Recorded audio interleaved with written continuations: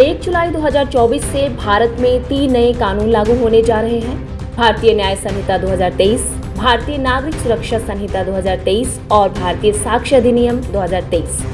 ये कानून 1860 के आईपीसी, 1872 के भारतीय साक्ष्य अधिनियम और 1973 के सीआरपीसी को बदलकर लाए गए हैं। ऐसे में ये हमारे लिए जानना बहुत जरूरी हो जाता है कि इन कानूनों में ऐसा क्या खास है।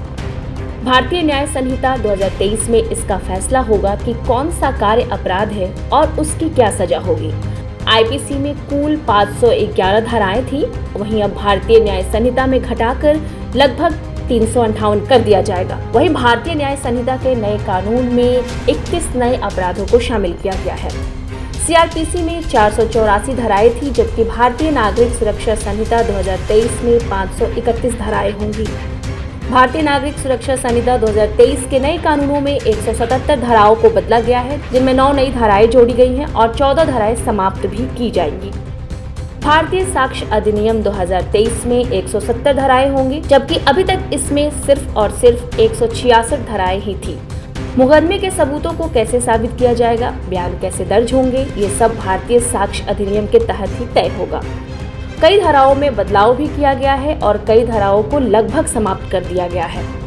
मॉब लिंचिंग, देशद्रोह जैसे अपराधों में सजा को और भी सख्त बनाया गया है। नए कानूनों में वेश्यावृत्ति के उद्देश्य से बच्चे को खरीदने जैसे 23 अपराधों में अनिवार्य न्यूनतम सजा के प्रावधान को भी शामिल किया गया है। नए कानूनों में केस का निपटारा करने के लिए एक तिमेलिनी होगी, जिसे कानून व्यवस्था में गति भी आएगी। नए कानूनों में नाबालिगों से दुष्कर्म करने पर फांसी की सजा का भी प्रावधान होगा।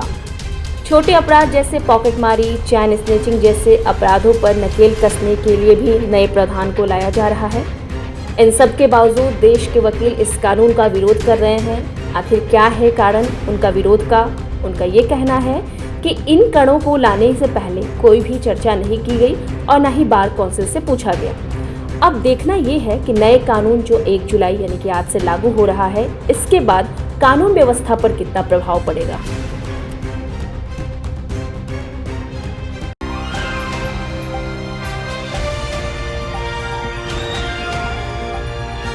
दिल्ली, हरियाणा, उत्तर प्रदेश, राजस्थान की हर खबर के साथ देखते रहिए न्यू इंडिया न्यूज नेटवर्क।